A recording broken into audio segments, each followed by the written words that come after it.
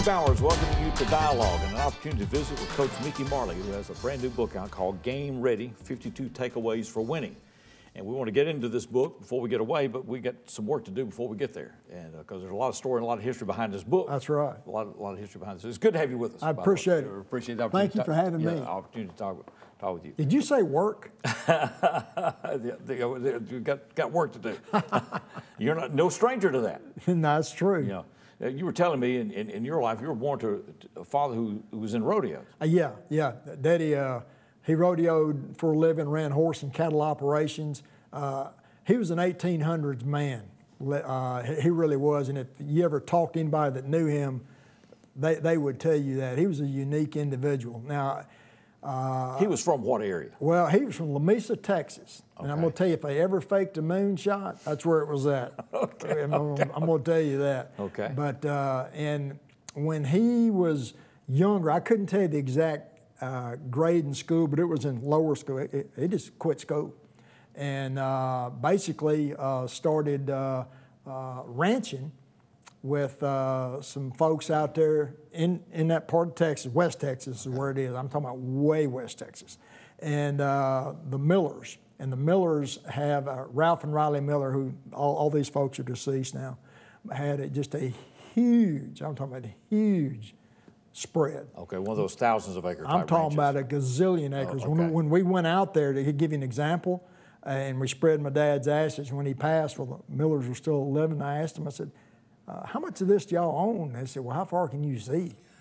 And I said, well, pretty long way. He goes, well, we own that and more.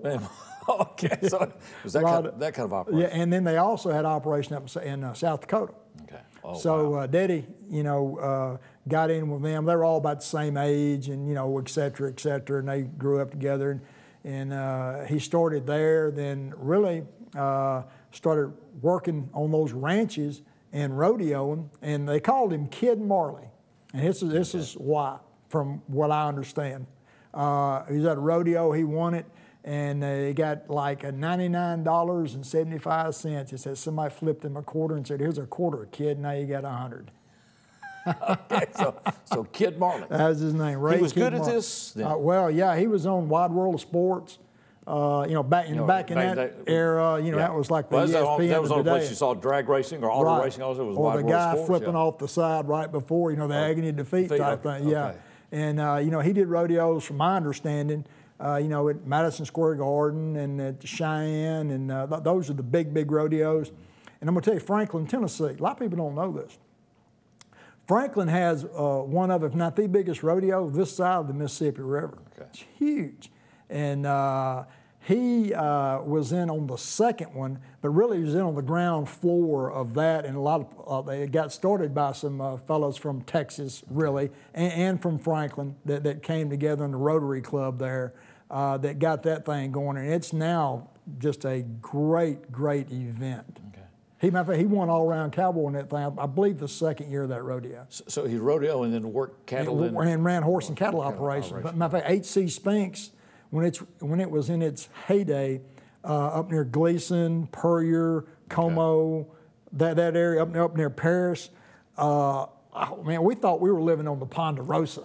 I'm telling you, we'd get out and we were rope, ride, brand, break horses, dehorn cattle, whatever. I'm telling you, you watch a movie, we lived it. Okay. And that's just what we knew. Okay. So you just moved from place to place then? Yeah, basically. Okay. Yeah, wherever we lived in Indiana, and so a guy had a big spread up there, and and down in Bolivar, that old Lenore stock farm, and then in Franklin, in that area. So that's right, just from place to place. So your dad's from? He's from West Texas. Your mother then is? Mama's from Franklin. Franklin. Right, okay. And I say all my people, well, her people were from Franklin, Tennessee, and still are. Okay. My brothers, I have 3 brothers, all my in-laws, cousins. See, here's the bottom line right here. old Mickey came across the river and played football at UTM when he was 18, and they built a wall and said, we ain't bringing that guy back except on certain occasions. How the family. All right. So your family had been in Franklin, or your mother's family had been in Franklin for years. Well, my grandmother was born in 1905 there. Okay. And my grandfather was born right at the same time. And my grandmother lived to be 100. Oh, wow. Mama's 91. Okay. And she's still living in Franklin. So you're talking about old Franklin. And we lived like in, of course, you know, now Franklin, Tennessee's like posh. LA East or something, you know. When we lived there, Hey, ain't nobody named Marley got any of that money, I can tell you that. Okay. We lived out past Leaper's Fork. You know, you hear about Leaper's Fork and all that kind of, well, Puckett's Grocery was out there, and that's, you know, about Puckett. Well, Puckett's Grocery was a grocery. We'd eat rag bologna and cheese as we're driving by to go to our house. And we lived in Kingfield, out near Waddell Hollow. Daniel Boone couldn't have found us. He couldn't have tracked us down. So you live in a family that's rural. I mean, other than your father's working rodeos. I don't even know if we were rural. If we were rural, we were uptown. Okay, yeah. Okay. Yeah. So it's sounded like a tough life. I mean, it's a lot of work. Oh, yeah, it was work, all right. I mean, there wasn't no standing around, I can tell you that. You know, you do we did what we're supposed to do, when we were supposed to do it, every time we were supposed to do it, and that was it. I mean, there wasn't any like, why? Okay. There was in your head, but it never came out of your mouth. No. So if he tells you to run a fence row or whatever, then you just you do it. We did it. Of course, I remember, you know, when you're about 16, 17, you think you know everything. I said why one time. You notice I said one time. That's it. Okay. So moving, working cattle, also horses and all that stuff, just that was life. That was it. Okay. Yeah. So how did football start? Well, you know, that's a good question. I really didn't know anything about football. And then we're living in Franklin. So you went to school in Franklin? Well, yeah, I went to school, well, you know, in Indiana. And I get the grades because we moved around so much, you know, like first, second grade. Well, you were in Hardeman County, you said, in junior high school. Right. And then like in the other grades, we were in Franklin. And then like junior high, 7th, 8th, and 9th grade, Bolivar, then high school, and back to Franklin. But the way I started playing football is when we were in Franklin, I would guess it was about maybe 6th grade or something like that. I saw some guys out there as we were leaving school. I said, man, what are they doing? So I came back next day and said, what are y'all doing? I said, man, I'm playing football. And I said, what you talking about? He said, man, you get to run and hit people. And I said, wait a second. You get to run and hit people and you don't get in trouble for it? And they said, yeah. I said, sign me up. Okay. So I went and signed up. Coach Duke Shackelford, he played, was in the New York Yankees organization. And so he's a great athlete, great coach, whatever. So that was my first taste of it. And then when I got to Bolivar, played 7th, 8th, and 9th grade. That was junior highs back then. Right. Yeah. And you said Errol Hook was the coach. Errol Hook was the coach. And, you know, we played teams here in obviously all through West Tennessee. I remember coming to Jackson, the Rothrock Stadium, and man, I thought this is the Super Bowl. Okay. You know, it was things like that. Yeah. Okay. And then 9th grade, we moved to Franklin, and then I played Franklin at Franklin High 10 through 12. Okay. Who was coach there? At Franklin High? Franklin. Ray Dalton. Okay. Now I'll tell you about this too, and this will, I think, it's a strong story. It's to tell you about how one person can change another person's life. He was a man, well, he was tough and demanding. He was like Daddy. He was tough and he was demanding. But I was brought up, I liked that. I was used to that. Okay. But he took an interest in the kid, me being that kid, and my whole life changed because of that. At the end of my playing career, he made it possible where I could walk on at UT Martin. I went to UT Martin and was able, in the springtime, when it's done often now, but it was done rarely then, back in 1976. I had 30 days. That's how long spring practice was. And we're talking about the 20-hour rule a week. It's like 20 hours a day back then. And so we went through practice and the whole bit. And after, and I was either going to make it or I was going to the Marines. Well, I didn't tell Mama that, but that's what I was going to do. Well, I scholarshiped out. My whole life changed. Got a great education there. It's a great school. Okay. Made lifelong friends. Wound up coaching football, which obviously I'm ending up my career doing now. But one person, Ray Dalton, changed the course of my life. Wow. Coach Mickey Marley is with us. His book is Game Ready. That's one of the reasons we're doing this, but it's a fascinating story. Before we get to the book, we'll get to the book. Just stay with us. This is Dialogue at E+TV6.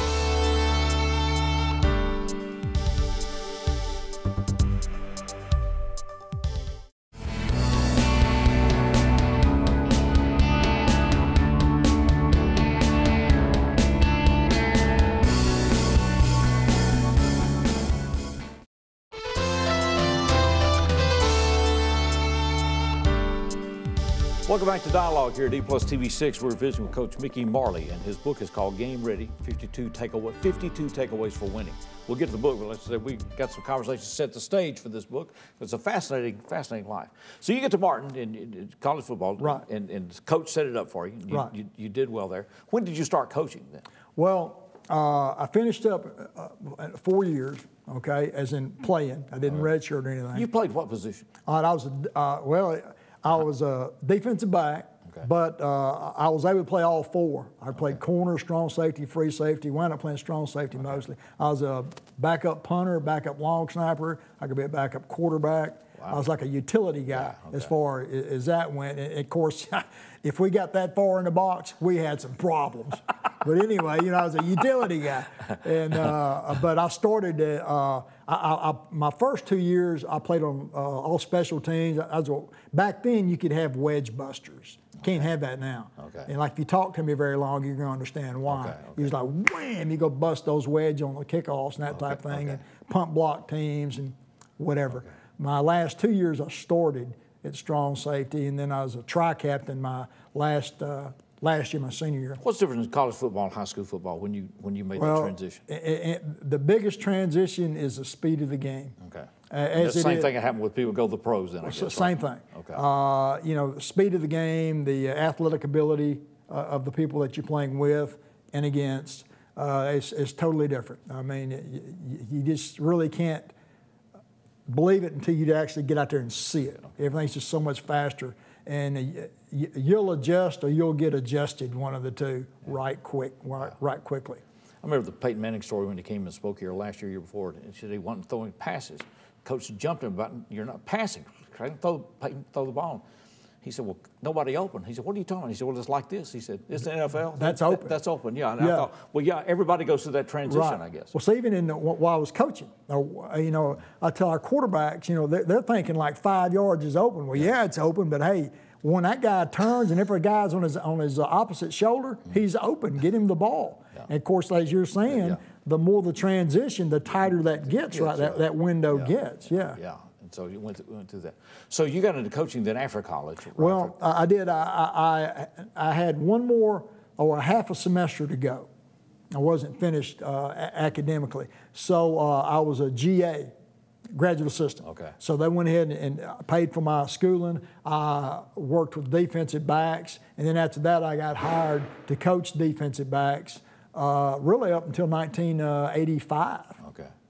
So started in college. Had some really good players from around this area. Jerry Reese, who's from up in Lake County and went on to become the GM of the Giants. And great career, great story, but he's really a great person.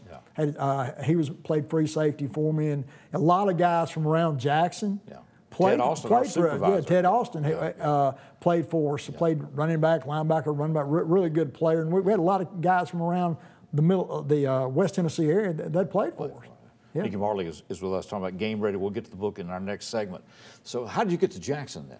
Well, bottom line is the last season, 85, after that season, the head coach gets fired, so y'all get fired. We're out. I'm out of a job. My degree's in TV and broadcasting, believe it or not. And well, you missed your mark. Boom. So that may still be to come. It may be. So you know, I have no job.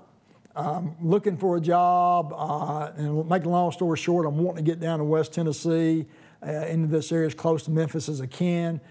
Someone said, Walter Kilzer, you need to see him. I had no idea who Coach Kilzer was at the time.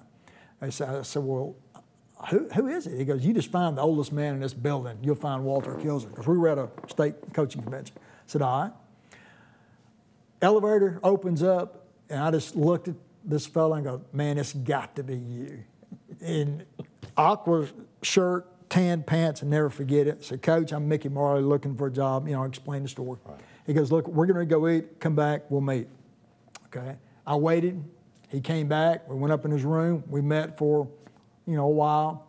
He wrote a note, scribbled something down, folded it up, said, take this to the head of school down at OHA, Old Hickory. I said, yes, sir. I never opened the note, don't know what it said. It could say this guy was a bum. I don't know what it said. Okay. Drove down to OHA, talked to him a little bit, and said, we'll let you know something in a week. They called me up. Well, I told I was in it's a fancy car. I had me a ride now, Steve. It was a $150 car I bought out of a junkyard. Had a hole in the bottom of it. It was like the Fred Flintstone mobile. Okay. You could see the lines going through it right there, you know, like exhaust. I don't know how I even made it down there without passing out. So I just threw everything I had in the car, which was like nothing. Mm-hmm. Came down here, got the job, moved in an apartment, started coaching here at Old Hickory, and then I was a defensive coordinator for 3 years. Coach Kilzer transitioned out, and I became the head coach. And of course, in that time, you know, EDS and OHA merged to become USJ, right. And I was the head coach at USJ for 27 years. Wow. Okay. What and really, yeah. This was my plan. You know, like genius. Yeah. I'm gonna be here till December. Then I'm getting a job down in Memphis.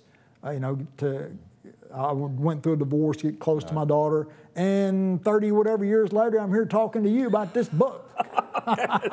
all this planning. Yeah, there you go. Yeah, planning. Yeah, that's right. My whole life's been planning. Yeah.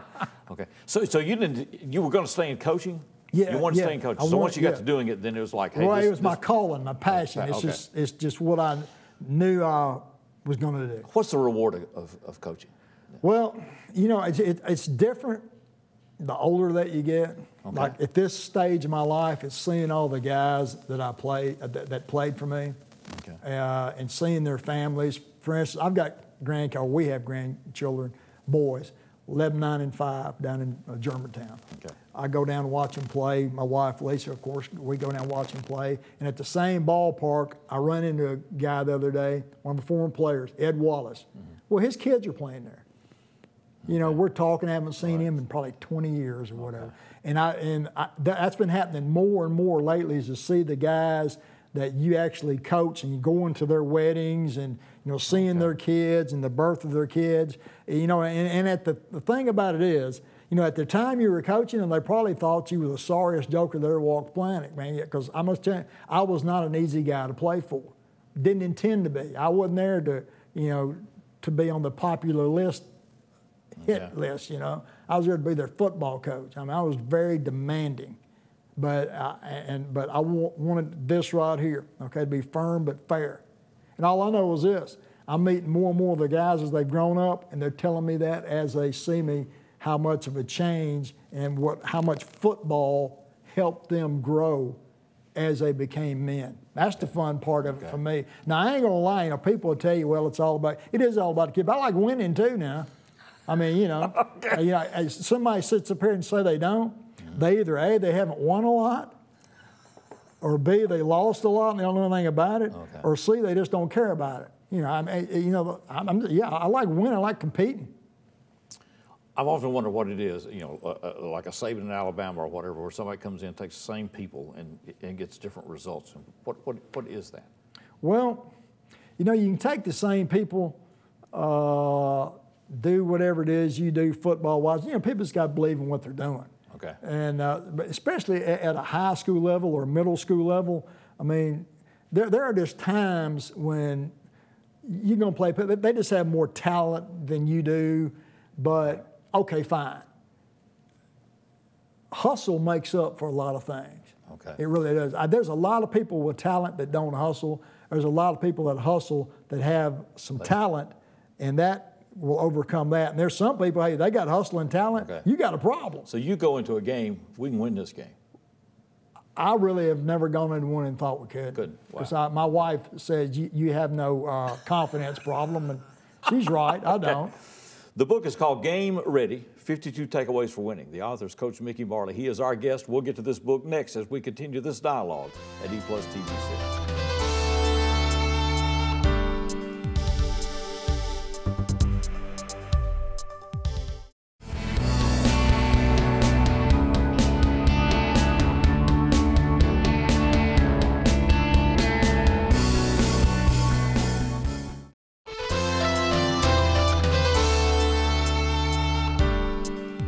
Welcome back to Dialogue at E+ TV6. Our guest is Coach Mickey Marley. The book is called Game Ready, 52 Takeaways for Winning. And in this segment, we're going to talk about the book. If you're just joining us, be sure to catch us on replay. Some interesting background to get us up to this point and to this book. So winning is an important thing in coaching, doing your best, hustling, as you say, and bringing that out in young men and all in the reward of this. How did this book come about? Well, I had a year off from coaching. And, I'm just sitting there one day, and mulling some things around in my head that I'd either seen. When you made that transition after USJ, did you know you wanted to get back into coaching, or were you taking a while to see? Or well, I really didn't know, and we had job offers in Florida, Alabama, Mississippi, some for head coaching, but I was not going to miss my grandboys growing up. Okay, wasn't going to do it. Yeah, and so I turned all that stuff down, and I've already alluded to you about them down in Germantown. Yeah. Wasn't going to do it. Yeah. So Trenton Rosenwald Middle School. I mean, it's a great place to be. I really enjoy those folks. Known them for a long time. It's just a really good place. And they gave me an opportunity to come coach over there, but to work it out where I could go see my grandboys. Okay. And it's been a great fit. But I just wasn't going to miss my grandsons growing up. So the book just comes about by accident. Well, in a way. I was mulling things around, like I said, like I'd either seen or done or observed throughout my years of coaching, and my younger years too, when we were obviously growing up and working out there in those horse and cattle operations. So I just started writing some insights, and they're all short, concise insights, because I don't know any big words. I can't spell any big words, and I don't want to know any big words. It's just too much talking. So it's straight and to the point, concise, bam. And there's 52 of them. Well, 1 led to 2, 2 led to 3, 3 led to 4. And after I got 4 or 5, I'm thinking, I'm going to ask some friends of mine what they think about it. So you're just writing these thoughts. I'm just writing them down, and with no rhyme nor reason, as in like, this is the first one, this is the second one, this, just things. Okay. Here you go. All right, so I sent to people that I trust, good friends. So I sent it to Coach Fulmer. Now, not the whole thing, but he sends it back and goes, you need to think about publishing this. I said, okay. Sent it to Mike Keith. He said the same thing. You need to think about publishing this. Sent it to Dan Crockett up in Middle Tennessee. You need to think about publishing this. Les Stuckel, who used to coach in the NFL and is head of the FCA organization. You need to think about publishing this. Mike Sparks here in town, Gary Taylor, Mike McWhorter, Steve Gaines down at Bellevue Baptist. He played football at Martin for 2 years. And he was my suite mate. And after that, I'm thinking, well, I guess I'll think about publishing this. So I went, got to 52. I could have written 252. I just happened to stop at 52. And when I did, Mike Keith got me in touch with a fellow named Andy Miller. Never met him in my life. We sat down during lunch, up in Franklin, and I didn't know what to expect. He just talked me through some things. He introduced me to a lady by the name of Pam Horn, which is a wonderful person, and we got a team together to put the book together, and then went from there. And then really it's been about a 1.5 year process, and then, well, there it is right there. 52 takeaways for winning, but you didn't intend to write. I mean, 52 just happened to be. It just happened. The first time when I picked it up, when you got me a copy of it, I thought, well, this is one a week for a year. Well, it is. Can be. I'm that smart, Steve, to figure that out. Figure that. Right. Publishing book. And that's going to be 365 for every day. Okay.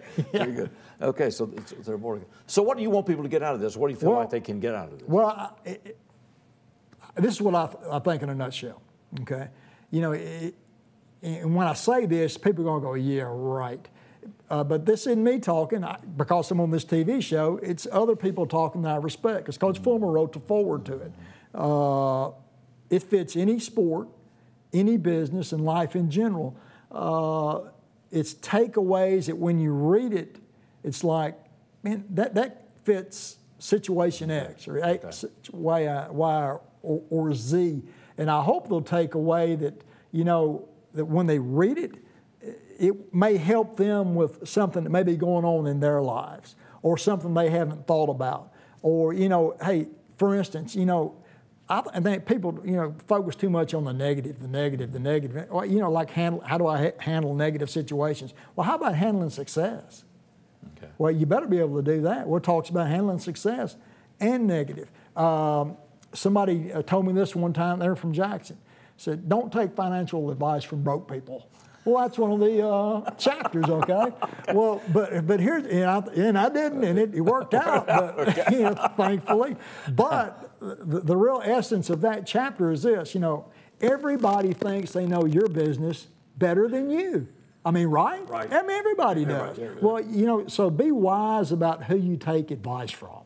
Don't just take it from everybody and you know, somebody says something negative, okay, it's negative. You know, how about having some concrete skin and don't be so, you know, upset about it. Okay. You know, you got to be mentally, physically, and emotionally tough to be successful. Now, I don't mean in a bully type fashion or that type fashion, but you really do. I don't know any business or any sport or life in general. I don't know any person who's successful that's not mentally, physically, and emotionally tough.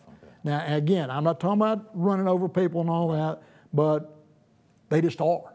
You may not think it when you're talking to them, but they are. Or they wouldn't be where they're at. Or they wouldn't be where they're at. Yeah. That's right. Okay. That's right. What's been the reaction to this? It's been really, really good. We've had 2 book signings, one at USJ, one at Trenton. Having one, matter of fact, July the 6th on Friday up in Franklin. They have a big street festival type deal going on, and we're going to be at Landmark Booksellers and going to do one there. And then over the internet, of course, you can go to our website, CoachMickeyMarley.com. That's CoachMickeyMarley.com. Check out the website, and if you would care to purchase one, it'll take you right through the process. And it's been a really, really, really good reaction. Okay. I wonder when you put the 52 takeaways for winning, you know, do you contemplate getting into speaking and stuff off of this? Well, that starts happening, I would think. I have yes, speaking engagement. As a matter of fact, next week here in town, I'm working on some in Middle Tennessee. But yes, and anyone that would like for me to come and do that, love to. We can tailor it to whatever they want, or I can just talk about different things from the book, because it covers just a whole myriad of different things. I sense we're at the beginning of another career here. Well, you know, why stop? I'm not stopping. Are you? No, I'm not. Okay. No. Hey, my grandmama, I told you she lived to be 100, and she said, son, I'm just going to tell you right now, hey, don't stop. Yeah. Be active. Be active. Yeah. Yeah. It, you know, we were talking about, you get my age, most people that I know that are my age are retired. And, you know, of course, we started life over with Clayton and all that stuff, and it's like, well, you know, shoot, how long are you going to try to do this? That's as long as I can. I tell you, man. As long as I can. You still got a lot of fuel left in the tank. Let's hope so. Let's hope so. Game Ready is the name of the book, 52 Takeaways for Winning, a cross-section of the life of Mickey Marley. I take it there will be more. Well, I don't know. We'll see. We'll see. We'll see. But I will say this, whether there are more, there aren't more, whatever, I had a great time writing this book.